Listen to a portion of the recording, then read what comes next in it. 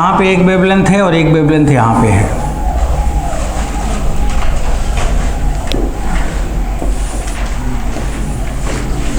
ये वाला जो वेवलेंथ है इसको मैंने लिखा है लैम्डा मैक्सिमम 1, इसको लिखा है लैम्डा मैक्सिमम 2।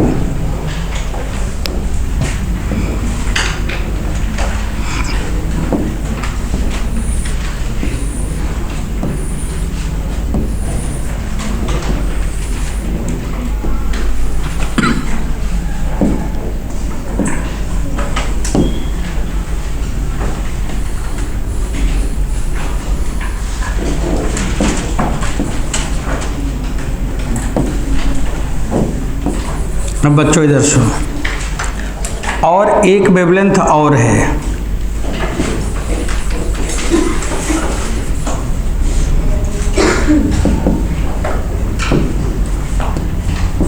ये लैम्डा मैक्सिमम 2 है।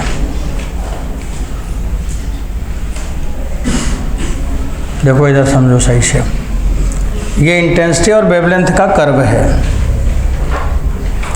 लैम्डा और इंटेंसिटी लिखा है। ये मैक्सिमम इंटेंसिटी के वेवलेंथ है तो उसको मैंने क्या लिखा है, लैम्डा मैक्सिमम। इधर मैं कुछ लिखता हूँ, ये लैम्डा मैक्सिमम क्या है, wavelength at which intensity become maximum, at which intensity of X-ray become maximum।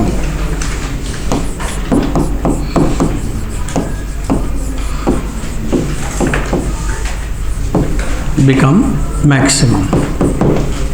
तो बच्चों ये लैम्डा मैक्सिमम का मतलब है कि वो वेवलेंथ है जिसपे एक्सरे की इंटेंसिटी मैक्सिमम है।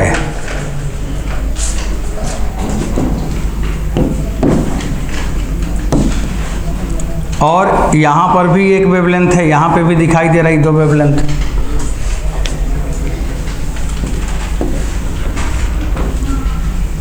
ये वाला जो वेवलेंथ है उसको हम लोग लिखते हैं लैम्डा मिनिमम। ये लैम्डा मिनिमम 2 है और यहाँ पे लैम्डा मिनिमम 1 है।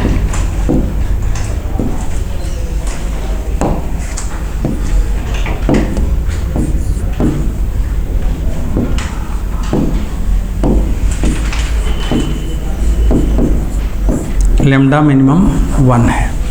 अब देखो मैक्सिमम मिनिमम सब आपको दिख रहा है। ये लैम्डा मिनिमम अगर पूछा जाए कि क्या है तो लैम्डा मिनिमम आप लिखोगे wavelength at which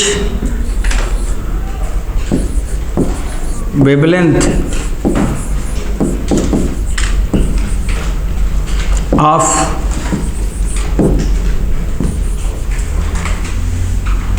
maximum penetrating X-ray, वो मैक्सिमम इंटेंस एक्सरे है और यहाँ पे क्या है, maximum penetrating X-ray, penetrating x ray.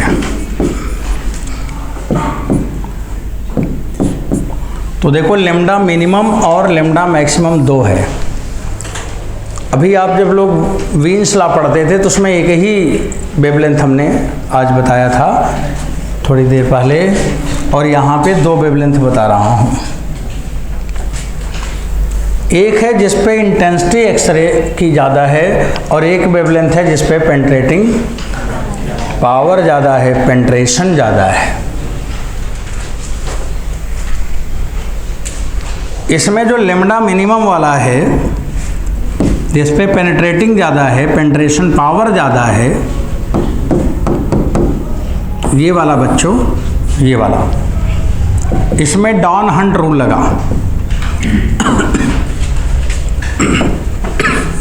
और आप लिखोगे लैम्डा मिनिमम बराबर HC/EV।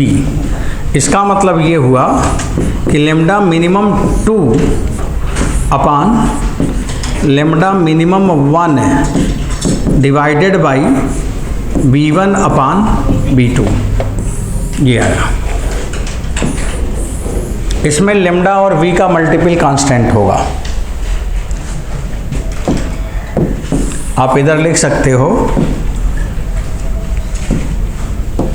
लेमडा मिनिमम और वी बराबर constant.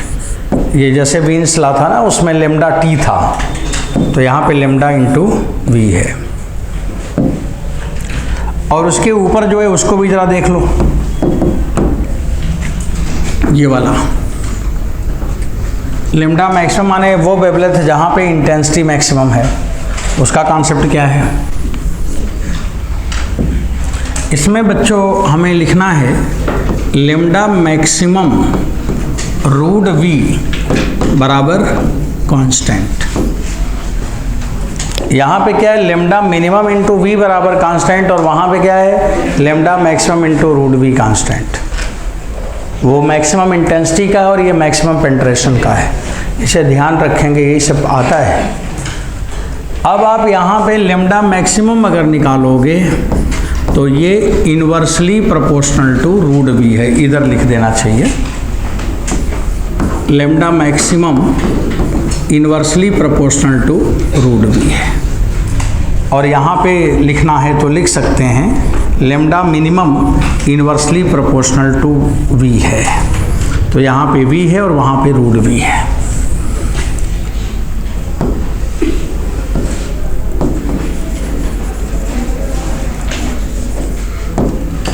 Lambda maximum 2 upon lambda maximum 1 बराबर under root V1 upon under root V2, ये बात हुआ। तो दोनों इंटेंसिटी की बात समझ, दोनों की बात समझ में आई। मैक्सिमम पेंट्रेशन ये और मैक्सिमम इंटेंसिटी वो, ये मैक्सिमम इंटेंसिटी, मैक्सिमम पेंट्रेशन। ये बच्चों दोनों में कंफ्यूज मत होना, आज ही क्लियर कर लेना 2-3 बार पढ़ के। ये पेपर में आए तो इसमें आपका सही आंसर होना चाहिए। एग्ज़ाम में यही सब आता है, बाकी वहाँ पे आपसे कोई बोर्ड का एग्ज़ाम तो है नहीं कि कॉपी भरोगे, जो जो काम की बात है वो आना चाहिए। ये ब्रेकिंग रेडिएशन था, इसे लोगों ने ऐसे ही एक्सप्लेन किया और वो रेडिएशन स्पेक्ट्रम देखा गया। इसके बाद थोड़ा और आगे बढ़िए। अब बच्चों जो एक्सपेरिमेंट कर रहे थे रंजन, उन्होंने वोल्टेज को और बढ़ाया। क्या किया, वोल्टेज को और बढ़ाते गए। डिस्चार्ज ट्यूब से वैक्यूम क्रिएट करते जा रहे हैं डिस्चार्ज ट्यूब में, ताकि आयनाइजेशन ना हो, और वोल्टेज बढ़ाता जा रहा, देखते हैं क्या होता है। अब वो वोल्टेज बढ़ाते जा रहे हैं। फिर लिखिए एट हाई वोल्टेज। अगली बात, एट हाई वोल्टेज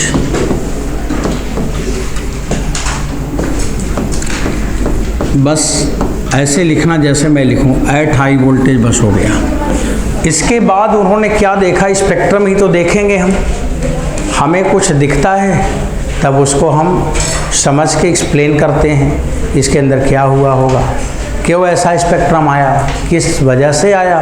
तो उन्होंने क्या देखा, स्पेक्ट्रम फिर देखा। ग्राफ किस में बनानी है, इंटेंसिटी और वेवलेंथ में।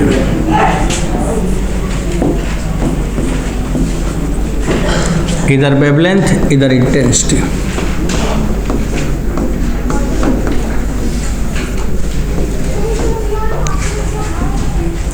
बच्चों ये रेडिएशन कर्व है, ये किसकी वजह से आया है, due to retardation of electron. Continuous spectrum किसकी वजह से आया है, due to retardation of electron. तो इलेक्ट्रॉन के रिटार्डेशन से आया। जब वोल्टेज हाई किया तब क्या देखा वो देखें आप। जब इन्होंने वोल्टेज बढ़ाया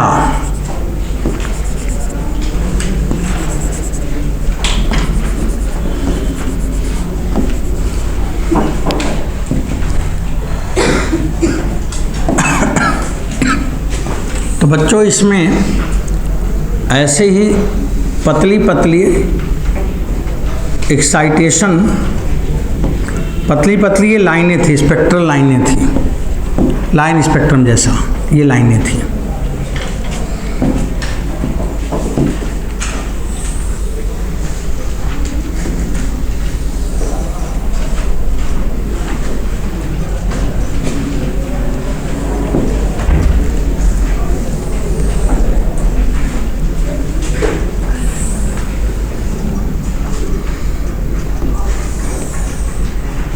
ये इस तरह से लाइनें मिल रही थी। पहले ये लाइन नहीं थी, लेकिन बाद में लाइनें मिली।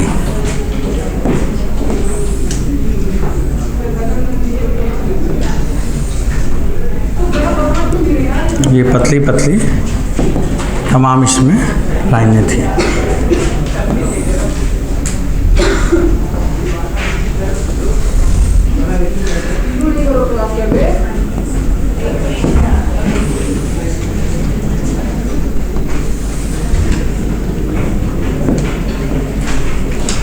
देखो ये तमाम लाइनें थी इसमें इस तरह की, और ये जो स्पेक्ट्रल लाइनें दिखी ये बदल जाती थी। अगर हम मान लो कि टारगेट में कॉपर रखे हों तो ये लाइन आई, अगर वहाँ पे मैंने टंगस्टन रख दिया तो इसका जगह बदल गया। लाइन रहेंगी लेकिन उसका क्या बदल जा रहा, प्लेस बदल जा रहा है, उसका वेवलेंथ बदल जा रहा है। तो लाइनों का वेवलेंथ बदल जा रहा है। इसका मतलब जो स्पेक्ट्रल लाइनें आ रही हैं, कौन लाइन कहाँ होगी ये डिपेंड कर गया कि कौन सा मेटल है। तो अलग अलग मेटल की अपनी अलग अलग लाइनें, इसका मतलब ये कैरेक्टर पे डिपेंड कर गया मेटल के, इसलिए इसका नाम हो गया कैरेक्टरिस्टिक एक्सरे। कौन सा एक्सरे? हाँ, हाई वोल्ट पे जो एक्सरे आती है उसे कहते हैं कैरेक्टरिस्टिक एक्सरे। ये कैरेक्टरिस्टिक एक्सरे है। अब ये एक्सरे आई, अब इसको समझना है कि एक्सरे आई क्यों, ये लाइनें आई क्यों। अब ये लाइन आने का कारण क्या है। ये लाइन उसी तरह से आई है जैसे लाइमन बामर पास्टन सीरीज में आती है, और किसकी वजह से आती है, जब इलेक्ट्रॉन हायर एनर्जी स्टेट में हायर एनर्जी स्टेट से लोअर एनर्जी स्टेट में जंप करता है तो उसमें फोटॉन बाहर आएगा, और जितनी एनर्जी का आएगा वो फ्लैश करेगा तो वो आपको लाइनें मिलेंगी। तो उसी तरह से यहाँ पर भी आ रहा है। तो बच्चों ये जो आ रहा है वो किसकी वजह से आ रहा है, ड्यू टू डी एक्साइटेशन। क्या बोलेंगे, एक्साइटेशन की डी एक्साइटेशन। एक्साइटेशन से एब्जॉर्प्शन होता है और डी एक्साइटेशन से इमिशन होता है। तो इसमें एक्साइटेशन नहीं हो रहा है, डी एक्साइटेशन हो रहा। हायर एनर्जी स्टेट का इलेक्ट्रॉन लोअर एनर्जी स्टेट में आ रहा है, और जितना एनर्जी का डिफरेंस है वो फोटॉन बाहर आ रहा है, और वो मेरे को ये लाइनें दिख रही हैं। इसलिए इसका नाम पड़ा कैरेक्टरिस्टिक एक्सरे। और ये क्यों आया, तो बच्चों due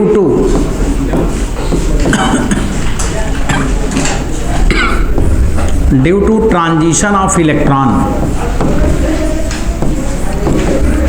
due to transition of electron from higher energy state to lower energy state,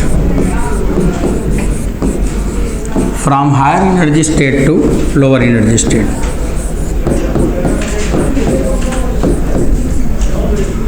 state to lower energy state.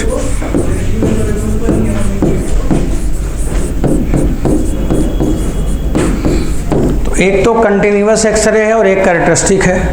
Continuous क्यों आता है, due to retardation of electron. Continuous क्यों आता है, due to retardation of electron. Characteristic क्यों आता है, due to transition of electron. क्या बोला सुने, रिटार्डेशन से कौन, कंटिन्यूअस जैसे ब्रेमस्टंग बोला, और ट्रांजिशन से कौन, कैरेक्टरिस्टिक एक्सरे। अब कौन पढ़ने जा रहे हैं, कैरेक्टरिस्टिक। अब ये लाइनें क्यों आई, लाइनें ऐसे ही बनती हैं, लाइनें पतली लाइनें होती हैं और ये धीरे धीरे ऊपर जाके उसी फोटोग्राफिक फिल्म में गायब हो जाती हैं। किताबों में देखोगे कुछ लोग ऐसे लाइन ऐसे बना दिए हैं, समझ लो को कभी अपने पूरे लाइफ में एक्सरे देखे ही नहीं हैं, वो देखे ही नहीं है जो उस तरह के बनाते हैं। किताबों में मैंने बहुत किताबों में देखा है, मेरे को बड़ी दया आती है उन मास्टर लोगों के ऊपर कि कभी उन्होंने देखा ही नहीं, ऐसे ही छाप दिया है। तो बच्चों जो ऐसे बनता है ना, जो रियल में मिलता है वो वैसे ही है जैसे बना है, ऐसे ही रहता है।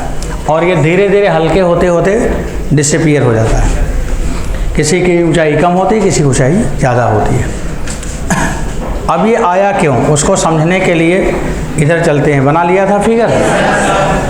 हाँ, अब इधर देखो, समझो।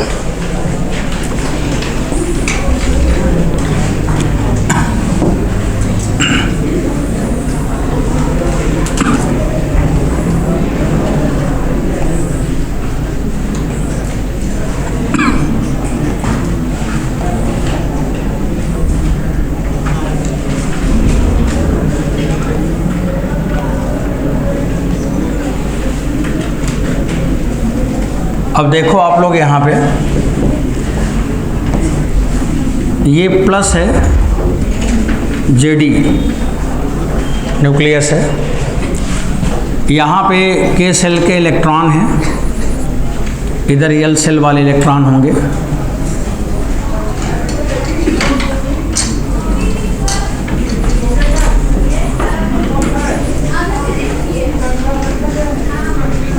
ऐसा इधर भी तमाम इलेक्ट्रॉन होंगे। चलो अब इधर समझो। इधर से जो इलेक्ट्रॉन आ रहा था हायर एनर्जी, जो काफ़ी नज़दीक था, हम उसे एक इलेक्ट्रॉन को ले रहे हैं जो काफ़ी नज़दीक था, इसी को लेके समझेंगे। बच्चों, जब आपने वोल्टेज बढ़ाया तो इस इलेक्ट्रॉन की स्पीड क्या होगी? बढ़ जाएगी। इस इलेक्ट्रॉन की स्पीड बढ़ जाएगी। तो हाई वोल्टेज पे इसकी स्पीड बढ़ गई। अब ये हाई स्पीड से आ रहा है, हाई स्पीड। और जब हाई स्पीड से आया तो अब आगे क्या हुआ उसको देखें। जब इसके अंदर ये इंटर करेगा तो न्यूक्लियस अपनी ओर खींचेगा। जब ये खींचेगा तो इधर ये बेंड हो जाएगा इलेक्ट्रॉन, और आके ये टकराया। ये फॉरेन बाहर से आने वाला इलेक्ट्रॉन ऑर्बिट में जो इलेक्ट्रॉन घूम रहा था उससे टकरा गया। मतलब बच्चों, फॉरेनर टकरा गया।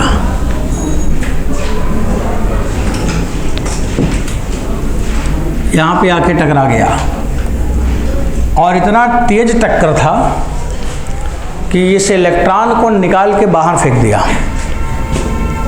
इतना तगड़ा टकराया कि वाला इलेक्ट्रॉन जो है ये वाला बाहर चला गया, और यहाँ पे खाली जगह हो गया। ऐसा नहीं खुद उसमें इंटर कर गया ना, वो इससे भी आगे चला गया और आगे यहाँ पे आ गया।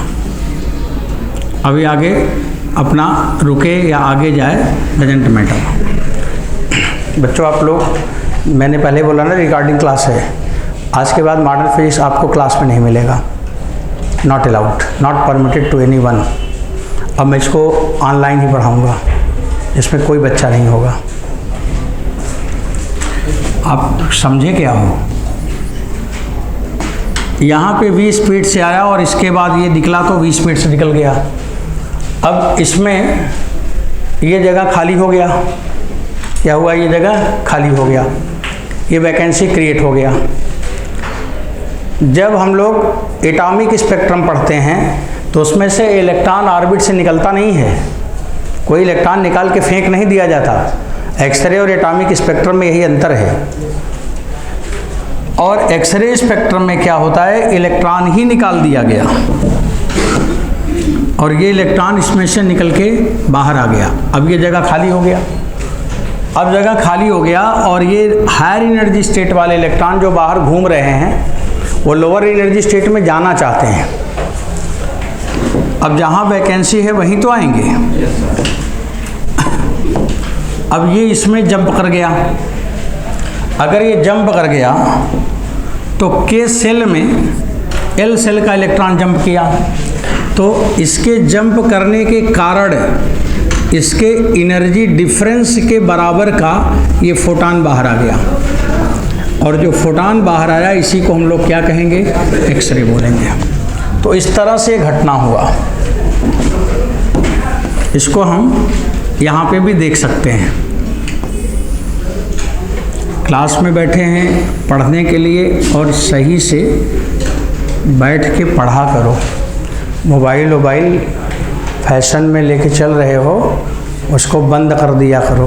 पहले ही होश में रहते हो ना, जानते तो रहते हो ना कि मोबाइल फ़ोन आपके पास है, कि बेहोश रहते हो, उसको स्विच ऑफ कर लिया करो। और नहीं तो मैं कभी भी अलाउ नहीं करूँगा क्लास में, आपको किसी कंडीशन में नहीं क्लास में घुसने नहीं दूँगा, निकाल के बाहर भगा दूँगा। ये मेरी क्लास है, इसे बहुत ही डिसिप्लिन में मेंटेन करके बैठा करो। अब यहाँ पे ये के सेल का है, इधर एल सेल है, इधर एम सेल है, इधर एन सेल है। अब इलेक्ट्रॉन कहाँ से जंप करके आया? अगर एल सेल से जंप करके के सेल में आया तो इसको हम लोग क्या कहेंगे? के अल्फा लाइन। अगर एम सेल से जंप करके के सेल में आया तो इसे हम कहेंगे के बीटा लाइन। अगर एन सेल का इलेक्ट्रॉन के सेल में आया तो इसे हम कहेंगे K gamma line. M shell का इलेक्ट्रॉन एल में आया तो L alpha line. N shell का इलेक्ट्रॉन इसमें आया तो एल बीटा लाइन, और ये वाला इसमें आया तो एल नहीं एम अल्फा। इतने स्पेक्ट्रम मैं आपको यहाँ दिखा रहा हूँ, ऐसे बहुत सारे स्पेक्ट्रम बनेंगे।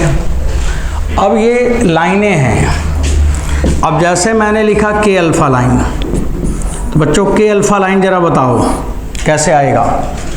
ई एल, देखो इधर ई एल माइनस ई के बराबर एच सी अपान लेमडा, और कौन सी लाइन? लेमडा के अल्फा।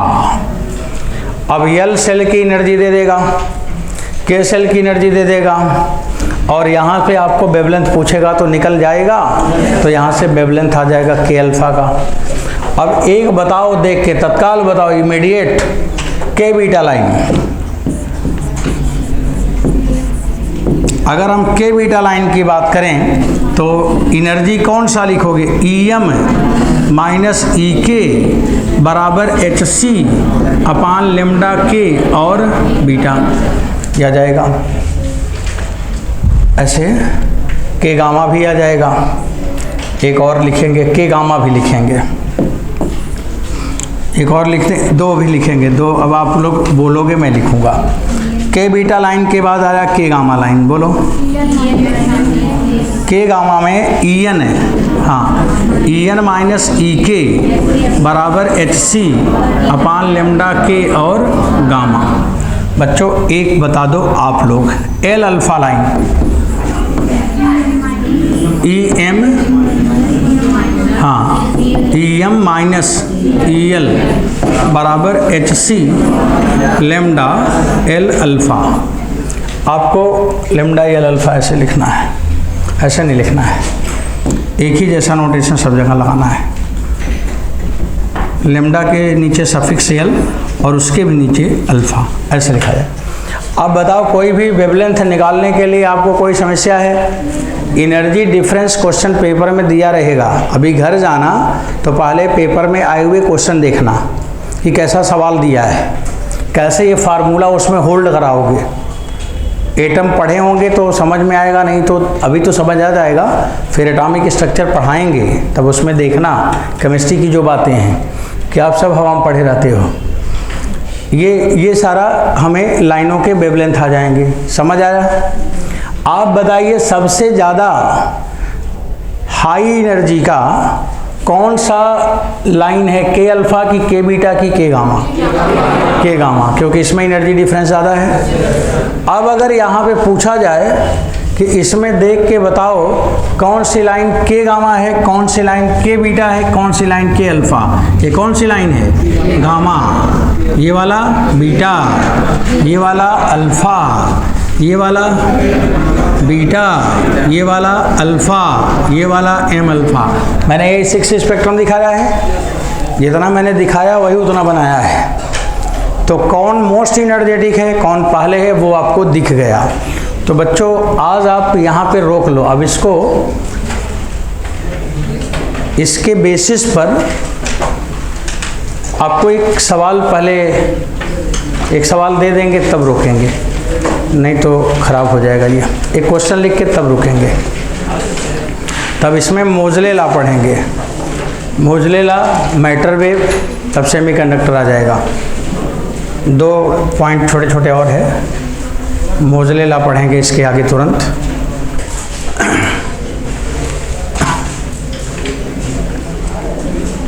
अगर आप लोग फ्री हो जाएंगे तब एक सवाल लिख लेना। हो गया?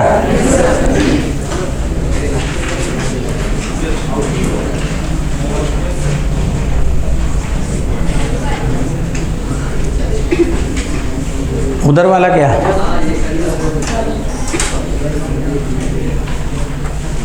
अच्छा चलो, अब आगे एक सवाल लिख लीजिए, ये यूट्यूब पे रहेगा, अपना देख लेना। अब एक क्वेश्चन लिखो, क्वेश्चन नोट करो। If wavelength of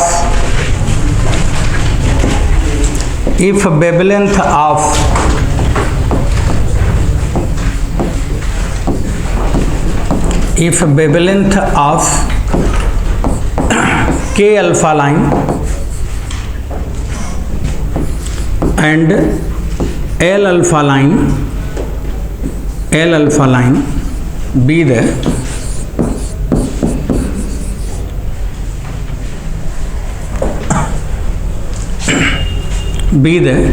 lambda 1 and lambda 2, then find wavelength of K beta line. Then find wavelength of K beta line. Then find the wavelength of K beta line. तो लिखा है कि L alpha line, K alpha line और L alpha line का wavelength lambda 1 और lambda 2 है, तो बच्चों K बीटा लाइन का वेवलेंथ कितना होगा?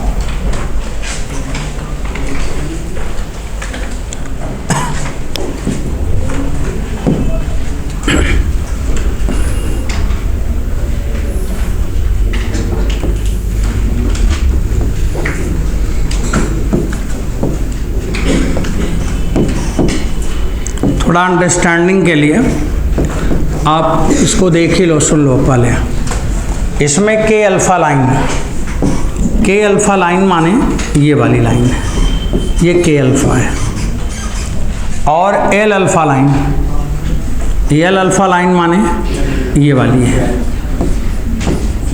और K बीटा लाइन माने ये है। इसी 3 लाइन का नाम इस क्वेश्चन में लिखा हुआ है। अब आप लिखोगे EL माइनस EK बराबर HC अपान लैम्डा 1 लिखा था ना, और L अल्फा माने EM माइनस EL बराबर HC अपान लैम्डा 2। और बच्चों K बीटा लाइन की हम बात करेंगे, तो लिखोगे EM माइनस EK बराबर HC अपान लैम्डा डैश। इसको आप लिख सकते हो EM minus EL plus EL minus EK। Check करो जरा, ऐसा तो लिख ही सकते हो, HC अपान लैम्डा डैश। बच्चों ये हो जाएगा HC upon lambda 2, HC upon lambda 1 बराबर HC upon lambda dash. When you evaluate this will get 1 by lambda dash equal to 1 by lambda 1 plus 1 by lambda 2।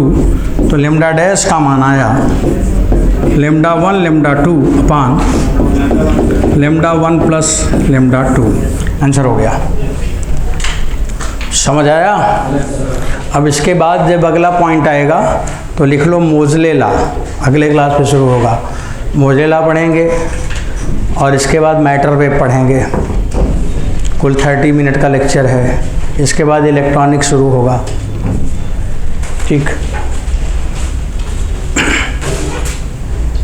अगले क्लास पे इसके आगे की बातें होंगी।